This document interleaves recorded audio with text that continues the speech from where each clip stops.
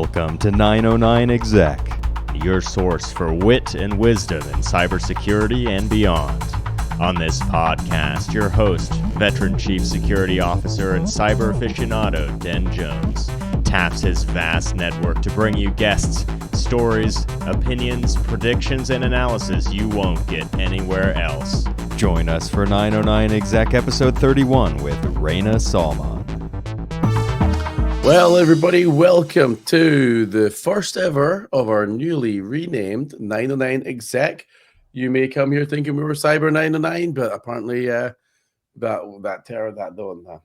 name was a little confusing for people. So we decided we would rename the show to 909 Exec, and then our first episode under this new name, I've got an amazing guest. So if you think of the theme of our episodes for the first 30, then most of the time we were focused on executives, their journey, or people that support executives in their journey.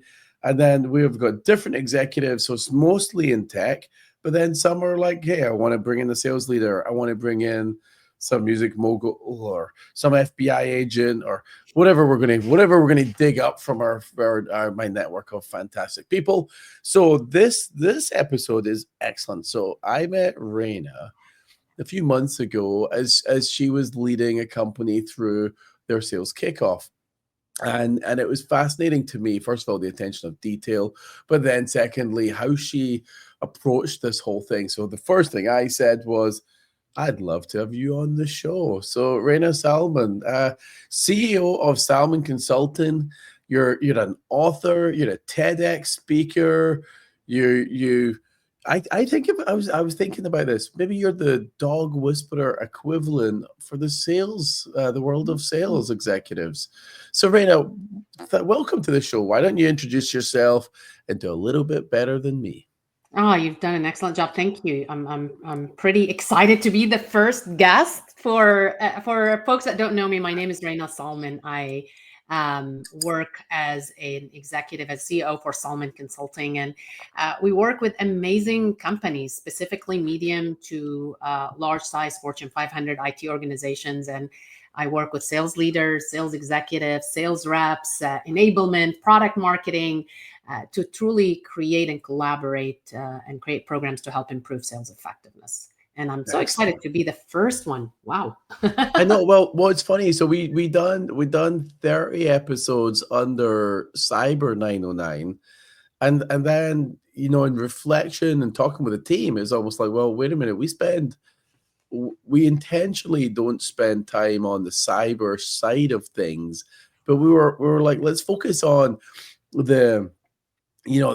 these executives that go through their journey and how do they survive? How do they thrive? And how can we really try and enable and support that journey? So most of the conversations and the guests were all around that stuff. So it was apt to rename the podcast. But then also when we came up with the name, the consulting business is called 909 Cyber.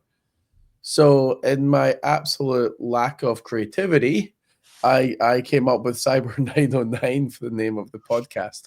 And then people were just confusing the two names. So, and then also within the brands of 909, we have 909 Cyber, the consultancy, 909 Exec, the podcast, and then 909 IC, which is a new platform we launched last week that connects students in cyber with employers. So we call it IC because it's Intern Connect. But the reality is I'm trying to convince people that interns are not just for summer. Hire them as part-time, flexible workforce, blah, blah, yada, yada, yada. Oh, those are great. Yeah. Very strategic. Yeah. And the one thing the late, great Steve Jobs once said is if you have some downtime, then build things that support your main activity. So if our main activity is 909 Cyber, the consulting, then this podcast, the IC, they really, for different reasons, support our brand and our consulting business. So I know you're a salesperson, and there's me telling you. So, geez. No, I love it. I love it. So Rana, first of all, I appreciate your time. We worked together in the sense of you were leading this activity and you had me part of it as we were doing like a fireside chat. So we'll get into that kind of stuff shortly. But can we go all the way back to the beginning? So what got you into starting this consultancy business? Like, what was the impetus, and what was the dream? Yeah. So I come from an immigrant family, and came to the United States when I was 11 years old. I was raised with entrepreneurs, with folks that hustled, and with folks that nothing came easy. And so I got to experience family members and being entrepreneurs, and working hard, and being creative, and failing, and learning. And at first, then I didn't want to do it because it was hard. Like, I saw how hard it was. And then as I became had an inflection in my career where I sold in a lot of industries. I sold in IT, I sold in healthcare, I sold in higher ed. And so I wanted to just, hey, let me be empowered, and let me try something based on my experience, based on what I know have worked, based on what I tested, based on being a seller myself. And I created a plan. I mean, it was kind of like, okay, I need a strategy. It wasn't the greatest strategy, but I needed something. And then I started going out there and talking about it to colleagues. And I started to reach out to people that already have businesses. And believe it or not, people are afraid people think that people will not answer their emails. But if you see the amount of entrepreneurs that met with me for coffee in Austin, those are folks that are really successful, and they wanted to lend a hand. And so I learned a lot from those folks who I still ask for help till now. And that's where I created this plan. And then I tested it, refined it, and just grew and evolved it as we grew. Yeah. And do you think, I mean, it's interesting to say that you met so many entrepreneurs, right? Because I've been blessed, I would say, in my circle, people that I hadn't spoken to in maybe 10 years. I'm still reaching out to them, and trying to reconnect and catch up. And I think the important thing is when you're building your network early on in your career, you've got to remember that you might need those people 5 years, 1 year, 10 years. They might need you, you might need them. So I kind of always looked at this like I'm nurturing my network. You've got to continually nurture it and grow it. And then within your network, try and retain the people in your network that I think are good people. I'm trying to think of words to describe this without pissing anybody off. But I look at it like you meet a lot of clowns in your journey, so don't nurture those relationship. But I think it's important to try and nurture relationships that you connect with on a human level. Absolutely. And I'm saying clowns, but the reality is you might be the clown when you're younger. Like, I'd say I was stupid and naive when I was growing up, and as you learn, you get better and you become more mature and more thoughtful and stuff. So that network, or who should be in your network, I think continually evolves when you're coaching people, because especially in sales, right? Your network is huge. So what is it you share with people about their network and the Yeah. importance of it? Yeah, I think there's an old saying that says your network is your net worth, which I truly believe it as I grew in my career.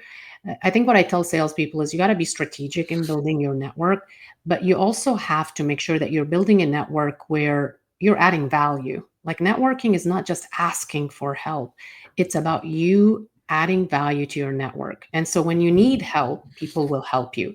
But going dark on people and then suddenly you need a job and you're reaching out, or suddenly you need them to connect you with a client because they're connected to, that's not real networking. Yeah. And that's almost like using people, and people see that. It needs to be authentic, it needs to be genuine, and it needs to be strategic. Yeah, no, that's brilliant. And that's one thing I look at it like, y- authenticity is everything. Trust, transparency. People need to have a level of respect for you. Otherwise, when you reach out, they're not going to engage very well. Um, Now, couple of things is you got a book out, so Sales Essentials. So can you talk a little bit about the consulting practice? Yeah. I'd love to hear the story of like what does a consulting practice aim to solve? And then I'm sure releasing a book always helps consulting practices and the brand and the raising of visibility and stuff. So can you talk a little bit about that? Like, what are you solving? How does the book help? And what are the kind of key things in the book that kind of lends itself back to your consulting? Yeah, so I've been selling what now, close to 20 years, and I wasn't a seller in early on in my career. I was a researcher. I was getting my PhD. In fact, I was defending my PhD a few months before I got a job in sales consulting. And I got into it honestly because I went to school for so long and I needed to pay some debt. And but I got in it and I just fell in love with it, and fell in love with it not because it was easy, but because it truly like brought in a lot of complexity about human behavior and influence and ethics and financial acumen. So it brought in a lot of complexity that I was like, wow, this is really not what I think about sales. This is really complex. It's a human behavior. And so through that, then as I developed my consulting firm, and what we do is it's truly looking at what I call the sales essential skills. Like at the end of the day, if you are selling in a B2B model and you're selling to the enterprise, it's almost like P2P. It's people to people. So those soft skills absolutely matter no matter what sales process you are having. The way you show up matters. The way you conduct a business level conversation matters. The way you show a demo and align it to the human and what they care about matters, because at the end of the day, what customers tell us is really your product is not that different than the competition. It's not. There's a lot of competition when we're selling. Yeah. What's different is how are we selling it, and also how are you connecting to their business outcomes, to that what they care about. And so that's kind of what we focus on, is these sales essential skills that I call. And so the book focuses on 3 buckets. I always think in 3 buckets: before, during, and after the sale. Like, what do you need to do before? What do you need to do during? What do you need to do after? How do you upsell? How do you cross sell? And so those are the things, and they're real, because at the end of the day, like I went to school for a long time. There was a lot of theories, and theories sometimes don't work. You need practicality. You need to cut the fluff. You need to have real examples. And so you'll see that it's very real and very authentic. And I call things out that are real. Yeah, and it's interesting to say the three pillars of this, right? So the before, during, and after the sale.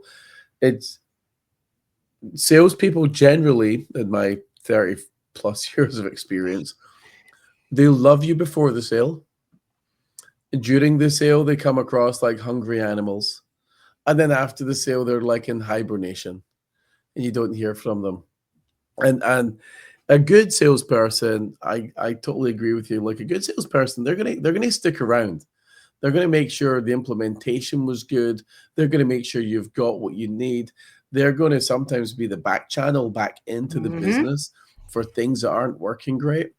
And at the end of it, they really, a good one will come across as if they care about the success of the thing they just sold you. I think there's a bundle of salespeople that once you get that deal, they're off to the hills to celebrate, and you don't hear from them until the time for renewal. Right. Which for me just irks the shit out of me, I guess. Well, yeah. So when you engage with a company, can you give an example of why a company would call you up? Is it because they're struggling on sales, or because they want to rally the troops? What's the types, main, right? Yeah. There's different types. There's folks that come in and they're hiring so many folks, right? And they need to revisit their onboarding program. So Rana, what are some things you're seeing? And we don't come in and say we know it all. We actually look at what they're doing. And if something is working, we say, okay, well, how is this going to help us drive that strategy? And what are the missing gaps? Yeah. Right. So that's one area. Another area, they may be doing really well, but they're thinking future, right? Like we know that AI is a big topic, right? And how do we train and enable our people on integrating Gen AI with the human dynamics, right? Not forgetting that you're a human, and train them on how do we integrate these both worlds. So these are companies that are thinking forward, right? But then there are companies that are struggling, and rightfully so. They're looking at their skills gaps and they're saying, hey, we need help in certain areas. And so it really depends. And then for kickoffs, it's bringing new ideas, motivating people, getting them excited, aligning to the customer strategy. So those are some of the things where we work on. We also do academies, like to me, because I've been a learner all my life and I went to school for a while as well. You can't become an expert in what you're doing in one training or one quarter. It's really a journey that you need to take. So what does that learning program look like? And what are the accountability on the seller and the sales leaders to help change that behavior? Because a consultant can't do it. Like, we can provide with what we see, some of the theory, some of the practical applications, some of the best practices. But at the end of the day, it's sales leadership and first-line sales managers that help hold people accountable to these best practices and to the behavior, and also compensating these people around these behaviors. Right? For the compensating, the motivators matter. And it's really funny because I'm sure, even because I know sales compensation is a different beast all into itself compared to regular employees. I always look at this like, how do you incentivize people to do the right thing and show the right behaviors? I can imagine a lot of it is more about culture, the organization. What do you see culture? Excuse me. Like, how do you see culture shifting? And with AI coming around the corner, what do you think that's going to mean to like sales culture? I think we're always about like, people want to be fast, right? Efficiency. I think we are we can set ourselves up to fail if we also don't train our salespeople around not creating a culture only about efficiencies, because there's also individuality, right? Like, at the end of the day, again, if you're showing up just like a bot and you're sounding like everyone else, why would they buy from you, right? They're buying from an individual. I had an example where someone said that if you send me an email and it sounds like a bot, I'm not going to answer you, because I want you to treat me like a person. I want to know that you checked my LinkedIn profile, that you saw something about me that made you want to connect or have a conversation. And I think that's where we need to be very careful about the culture, that the culture is not so much focused on that tech stack and then you shiny object, and forget that there's humans that are selling to other humans. And look, man, people make decisions based on emotions. Emotions play a big role. Yeah, logic is awesome because we back our emotions with logic and we want those data and insights, but emotions play a big role. Yeah. I mean, well, that whole it's a gut feeling thing.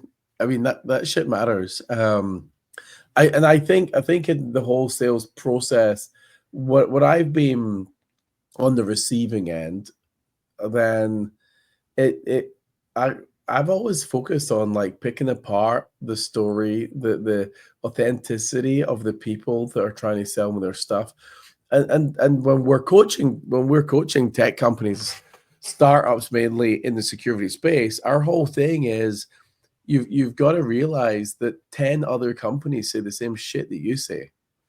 Like, we are features and functions are best, our speed to delivery is brilliant, we'll reduce your risk. Then they pull out all the buzzwords and the acronyms. And at the end of it, it's the same story. So the one thing, like, and you've mentioned this several times, is that the building the personal connection, that the using your network. A lot of the people, like in my Rolodex, sales folks, there's not many of them, probably half a dozen. And then my little half a dozen list of people, if they call me, I'll answer, because I've built relationships over the years with them. And mainly, when they've sold me something, they've been there till the end. And more some. When things have gone wrong, they've been one of the first people to jump up and see how they can help. And then ultimately, when the deal's not been right, if they think their thing doesn't fit what our problem is, they'll be honest and they'll say it, because they might lose that deal at that time, but it doesn't mean 6 months or a year from now the thing fits better then, and then I'll come back, because the honesty that they demonstrated early on is the thing that builds credibility and trust. So that stuff matters a lot. When you were starting your consultancy, what was one of the most pivotal moments where I always think of it, and you said this, it's very hard to start your own business. It's very hard to be an entrepreneur. Was there a pivotal moment where you almost thought about packing it in, but then didn't? I think there's times when it gets really hard initially, where of course I was a great seller and I was making a lot of money. So money was just coming in. I was selling, I was taking care of my customers, and suddenly you're building. And when you're building, you don't have an income that's coming. And so of course there were times when I was like, man, did I do the right decision? But here's what kept me going. One is I believed in what I'm doing. Like I believe in the things that we're doing. I believe in our philosophy. Two is I surrounded myself with people that when I'm down, they're going to whip me and say, no, you got this, right? Yeah. So that was another thing. And the third thing that I also surrounded myself with is I knew growing up that hard work pays off. This was something that I learned. And I knew that one of my competitive differentiators, I can outwork my competition. And so knowing that, and having been proven so many times in my life that hard work does pay off with competency, of course, I saw a pattern and I knew, okay, it's going to happen. I just need to be patient. I need to have grit, and I need to be consistent. And also, to be frank, I have a partner that can support that. And I also worked hard that I can be without a big check for a little bit. Right. Yeah. Yeah. And every entrepreneur I speak to, there's moments in their journey where they almost feel like, shit, I should just go get a real job. That thing where you're like, was this the right choice after all? But then there's something in the back of their mind which reminds them why they were so it's either a thing that reminds them why they were doing it, or like you say, a close friend in the circle that gives them that extra boost and says, yeah, you got this. Don't ever forget that. There's and I look at it like, because as I've started 909, then this isn't easy. And you're spending money. In my case, I'm spending my own money. As we're hustling for clients, we're building the brand, we're getting the name out there. And if it was easy, my dad said everybody would do it, I guess. For me, it's not easy, but I've had more fun on this journey than probably anything else I've done in my whole career. What is, from a reward perspective for you, what do you see is your reward? I mean, you leave a company after you've done an event and you're walking away proud of hundreds of people becoming better. Like, what's there? I think what makes me, like, I don't know if the word proud, but what makes me feel like, yay, I'm doing the right thing, is one, I feel empowered that I can walk away when it's not the right thing to do. I can, and the second thing is I can be very creative and nimble and fast. And so those things help me, because that's how I operate. I don't want to work for a company where I have to go and talk to 50 million internal people of what is the right thing for my customers. And so that helps me. And when I see I'm doing the right thing, and then when we deliver and when we start seeing improvement and movement, that helps me see that, wow, I'm doing the right thing. Yeah. And so those are some things. And also being able to walk away, also, to me as an entrepreneur, while it's hard, in the beginning, I took things, but as I grew and as I recognized what, where I want to focus on, it was easy for me to say, yeah, this is not an area I want to focus on. I may be good at it, but this is not an area I want to be focused on. That freed me up to focus on things that I can do better. So opportunity cost and time prioritization became important. Yeah, It's one thing that so many people have said to me about an early entrepreneur. Sometimes you'll take every gig because you're building, you need the money, Yeah. you want the logos. And actually, and I've heard some people say to me as well about client abuse, where clients have been pretty abusive or spoken really nastily to the people's teams, and they've sucked it up because they've been in their infancy and they just needed the money, they need the gig. And as they become more established, then the first sign of that stuff, they're confronting the client or they're walking away. Um, and The best advice then I got, it was yeah, interesting because I would meet with these entrepreneurs and they would say, Raina, create your business based on the 99% of the people who are going to be ethical, who are going to be kind, who are going to want you to succeed, because their success also depends on your success. yeah, And don't build it to that 1% that's going to come. And I really built that my company on leading with trust. I haven't had any, I've been very fortunate that it does work, because yeah, most human beings are really, they mean well, they have a problem, they want your help to solve it. And another advice that I received is when I started consulting many years ago, before my own company, is everyone is fighting a battle. And if you're an entrepreneur and you meet a customer and they're challenging you, recognizing that they're dealing with something that probably has nothing to do with you. yeah, yeah. I've said this to people for years. You've just got to assume there's something else going on that you don't know about. Even like in business, I'd be trying to promote somebody within my team, and my boss is like, "Now's not the right time." And I'd be like, "Well, if there's something going on above me that I don't know about and shouldn't know about, just nod." And then she'd be like, "Nod." And then you're like, "Okay, right, I'm not gonna, vigorously pursue this the way Dan Jones normally would, which was usually with a bit of a build in the china shop." So yeah. So now one thing, so we spoke about this early on when we met. You're a former TEDx speaker. So I've always, I'm a big fan of the TEDx business. I love watching and learning a lot from that platform. So why don't you share a little bit about? I'd love to. First of all, the topic I'm going to guess is about sales, but why don't you talk about the topic? Yeah. I recall I think there's a running element in here because you're an avid runner.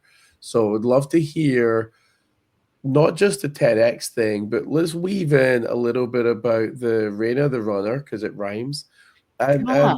sales, running, consultancy, and Yes. TEDx. How come these things all come together? Yeah, and I think they all came together with the topic of the power of asking why not.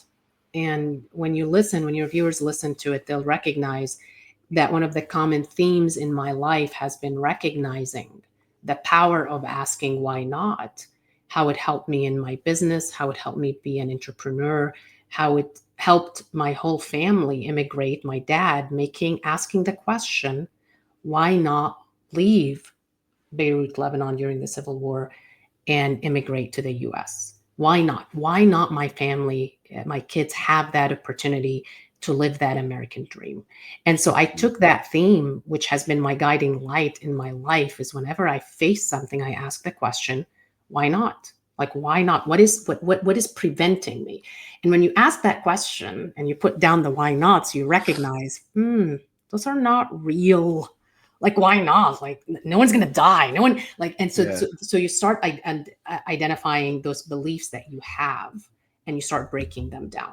And that's what you'll notice about the power of why not, is asking questions even when you're running, right? Like, there are questions that you ask when you're running, there's questions when you ask when you build your business, there's question when you're asking when you're doing a project.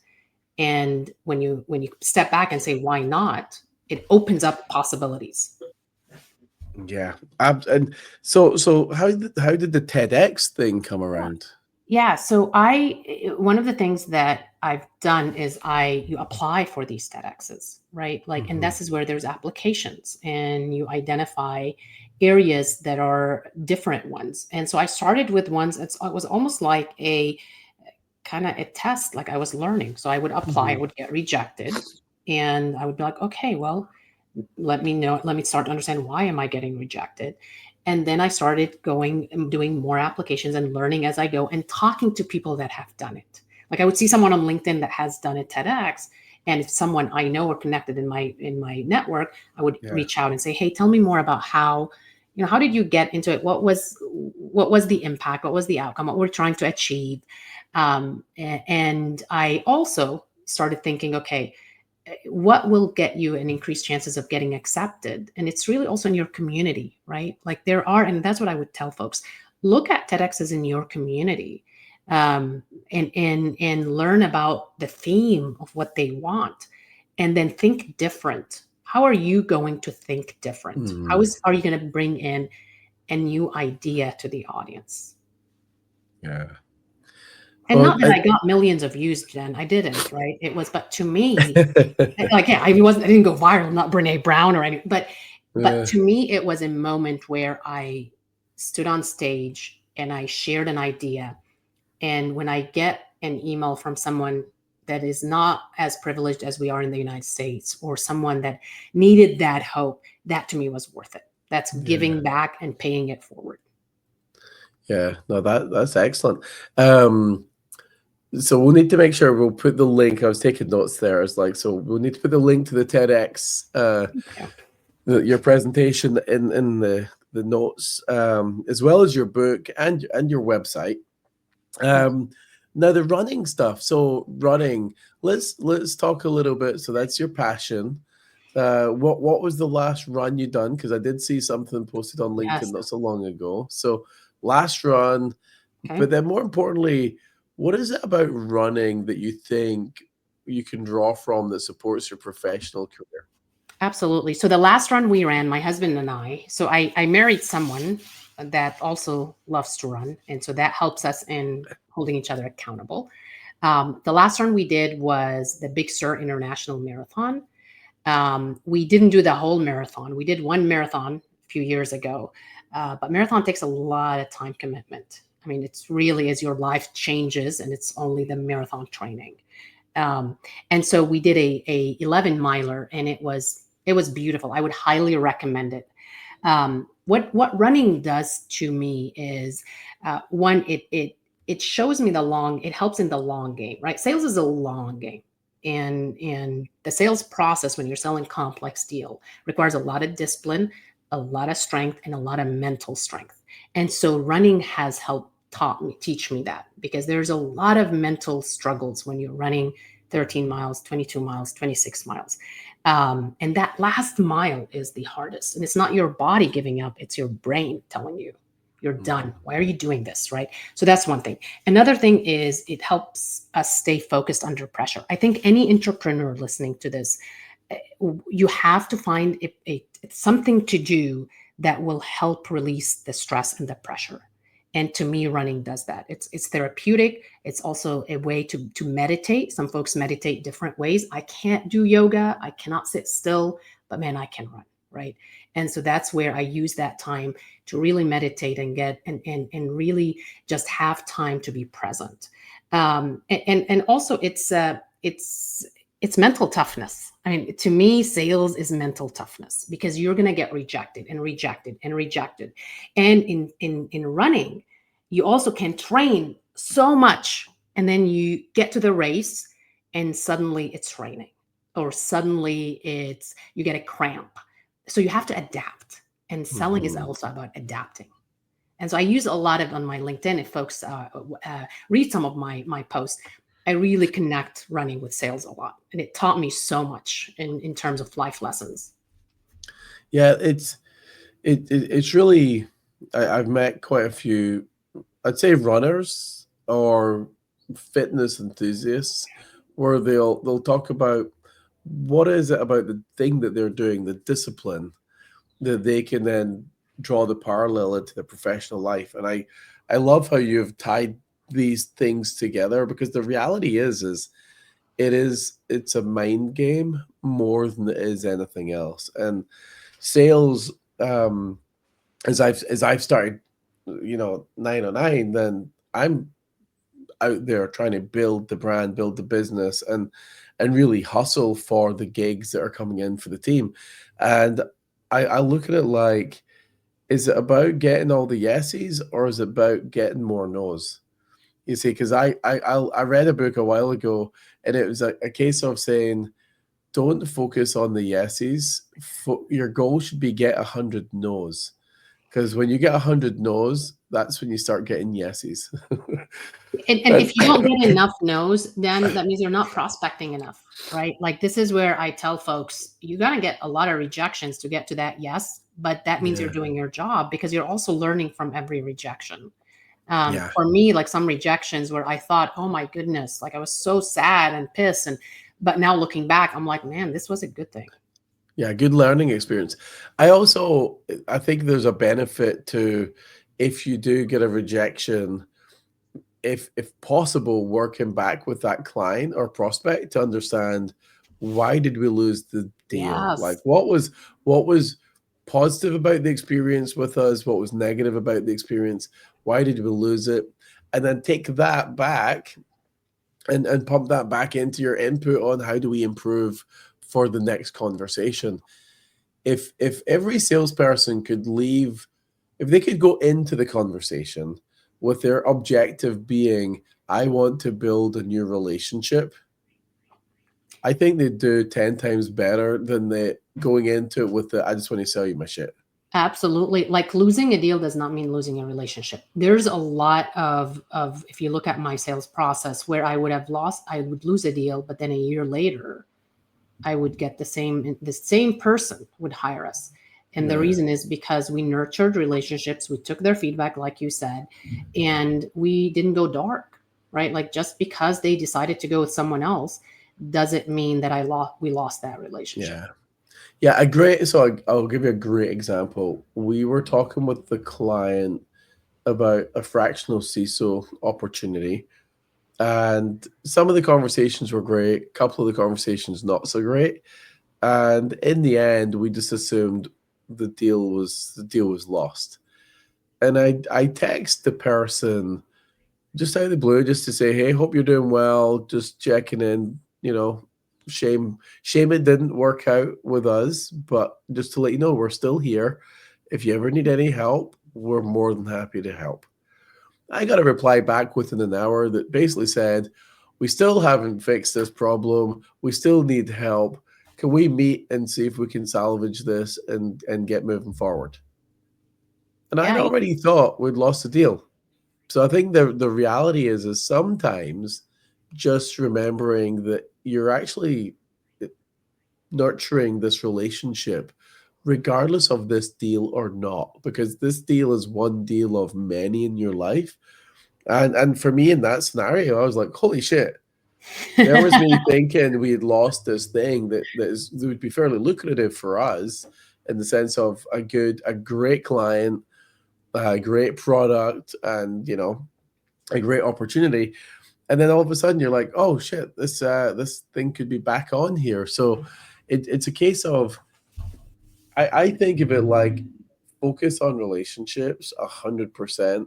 And as you go round your life, professional life, remember you're building your brand the whole time. So I got somebody, when I think of you, I think of, in my limited experience, someone who's got great attention to detail, very thoughtful about the experience that you were creating in this SKO that we done. The whole preparation, planning, it made it so easy for me to participate that I almost felt like, wow, this is the best experience ever, right? And I was just a participant. I wasn't on the receiving end, where you've got hundreds of salespeople in this organization who are benefiting tremendously, because I saw my little piece of the puzzle, and I'm like, shit, if you've done that for 2 days, these people must have walked away like mind-blowing epiphany nonsense, right? Okay. But I was super impressed. So when I think of a brand of someone, I walked away thinking you've got great attention to detail, you have the ability to put on a show, and if you think of it like a production, I'm like, you have the ability to work with this team to put on a production, and then you're imparting wisdom that's not just your own, but it's the collective of all the other things that you've pulled together to bring this team forward. And I don't think you're sitting there consciously thinking, well, I should show Dan how good I am at these 5 things. It's just how you operate, right? So I was like, our brand matters, and Yes. I think in professional life and personal life, but professionally, if you could think of 3 words in the morning, when all of us, when you wake up in the morning, 3 words that matter to you from your brand and how you behave, I think people would start to change their life dramatically. What are your 3 brand words, or Yeah. do you have 3?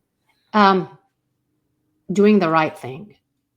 And I think as a seller, that's really important because you have numbers, you have a family to feed, you have your boss telling you meet your quota, and you have to always think about, am I doing the right thing? And that's one thing that I learned early on from my parents being raised is values matter. Like at the end of the day, are we doing the right thing to that person that we're in front of? And that to me, every morning I wake up and I'm going to do the right thing. And it always seems to work out. And sometimes it may be like, dang it. But I would also, when you think about professional brand, I want to also, for all the entrepreneurs and the folks that are listening in, first impression matters. Yeah. And if you're an entrepreneur and you're meeting with investors, the way you show up matters. How you're dressing, how you're talking, how you're carrying yourself, how your executive presence, those things matter. And I think one thing that I've done in my career that was life-changing is I had a training where I recorded myself, where I was presenting, where I was pitching, and it was so cringy because I was like, oh my goodness, that does not work, right? So always like think about that first impression because it sticks with people. Yeah, and it's interesting that you talk about even your hair, everything from your hair, your clothes, your demeanor, your body language. It all matters.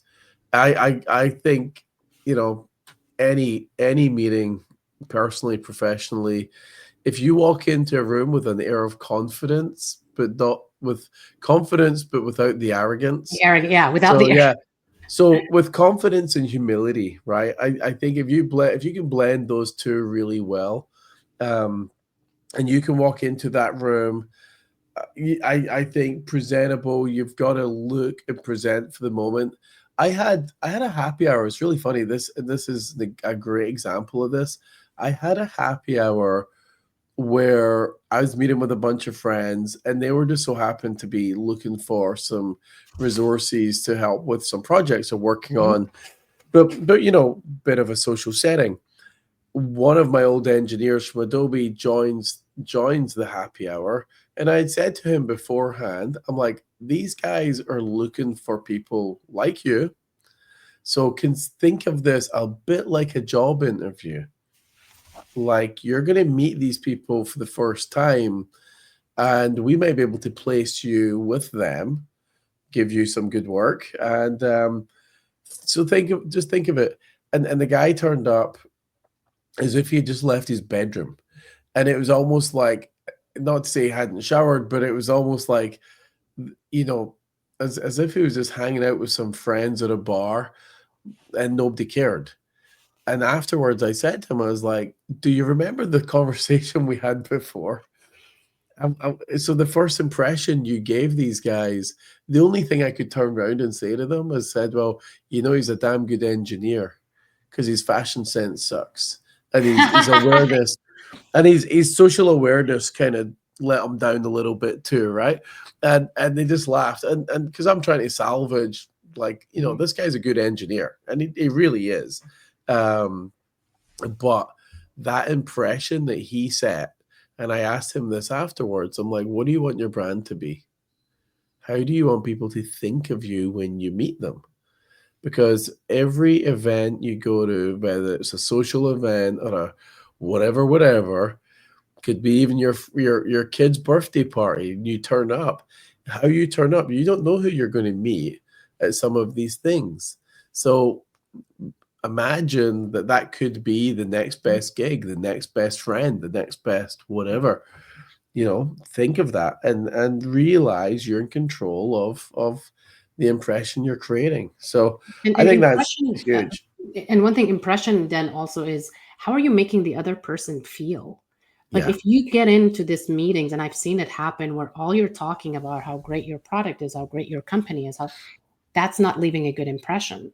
That's leaving an impression of being very inwardly focused versus going in prepared to talk about their business, seeing Yeah. something in the earnings call transcript that sparked curiosity. That's an impression you make. You're going to leave. They're going to think, wow, this person really cared. And genuinely, you should care. Like, it can't be fake, right? But those are things that I think we need to think of when we're talking about brand. It's not just the fluff. It's truly doing the work. Yeah. And there's a difference. I mean, is there a difference between selling a product versus selling a consultancy? In a consultant, I look at myself as I am the product, right? When you're selling. And so the way everything I do, everything I say, everything I show up, I better be practicing what I'm training, right? And it's very easy. You can have a product and you can sell that product and go away. When you're a consultant, you're selling, you're human, you're there. And so it's easier for in my opinion, if you have a solid product versus a consultant, if you don't know your shit as a consultant, it's easy for them to spot that. Yeah. I guess it's in the product setting, your product solves 5 problems or 3 problems or whatever the problems that it solves, and then you go as you have the conversation with your prospect.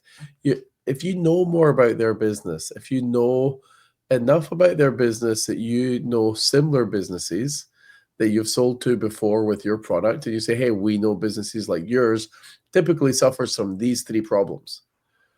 If you suffer from these 3 problems, hey, we think we've got something to talk about. And I think the more you prize out what their problems and challenges are, Absolutely. the better. The best sellers are trusted consultants because they're diagnosing. They're not coming in with a problem already. I understand. Here's what you need.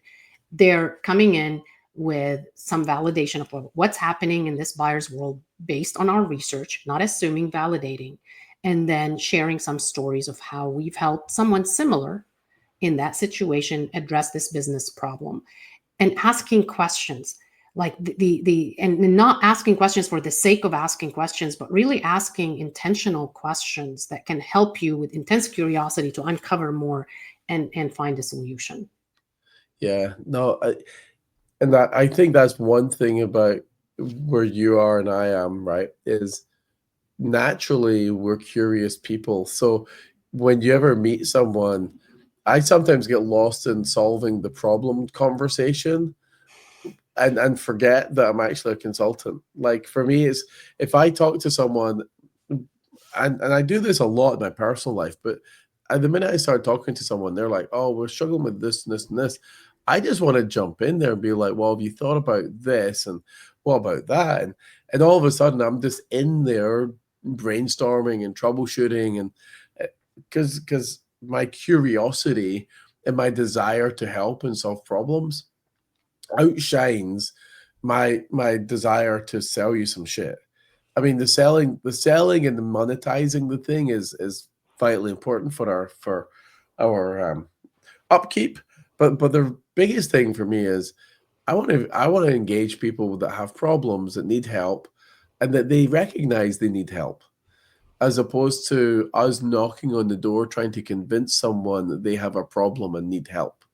It's So collaboration, right? You're yeah, collaborating with your customers and it becomes almost like a team, right? Like you become a team that you're trying to solve a problem.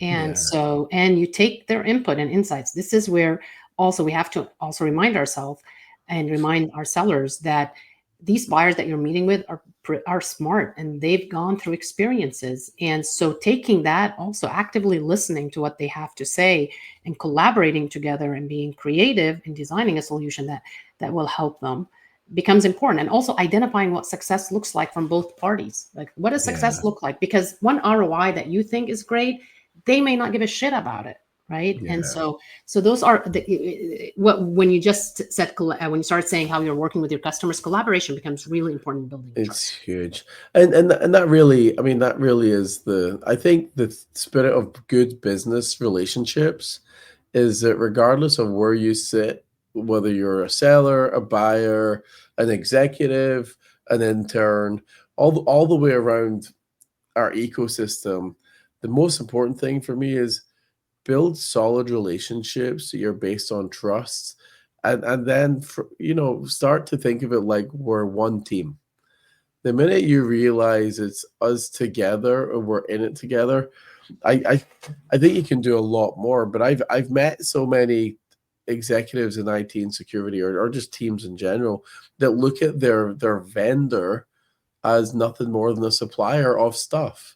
Whereas I've always looked at this like we're one team together, because if I've got 3 or 4 vendors that are working with our team, we're actually one team together.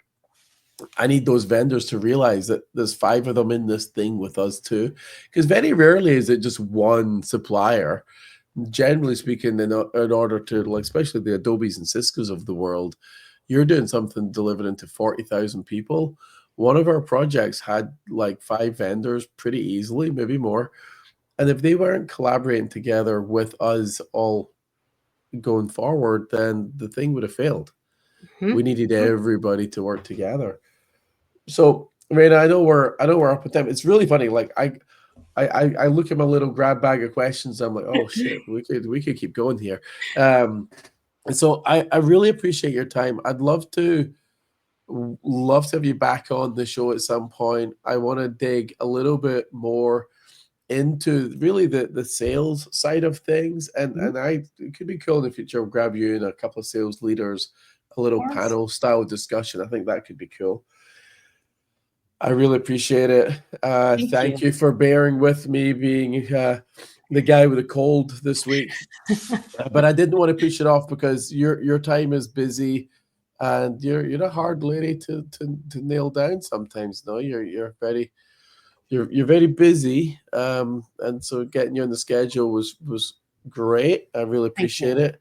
Of So, course. Raina, we will put we'll put all the links in the show notes. So thank you very much. Do Thank you have a you. parting word for everybody? One little gem or nugget?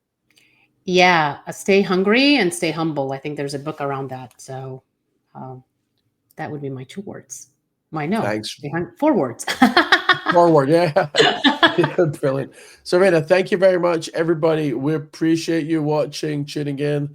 909 Exec, the new name, the first show of the new name. So, Raina, thanks for being the Thank guest on you. the newly rebranded 909 Exec. Thanks, everybody. Thanks for listening to 909 Exec. Subscribe wherever you get your podcasts and don't miss an episode of your source for wit and wisdom in cybersecurity and beyond.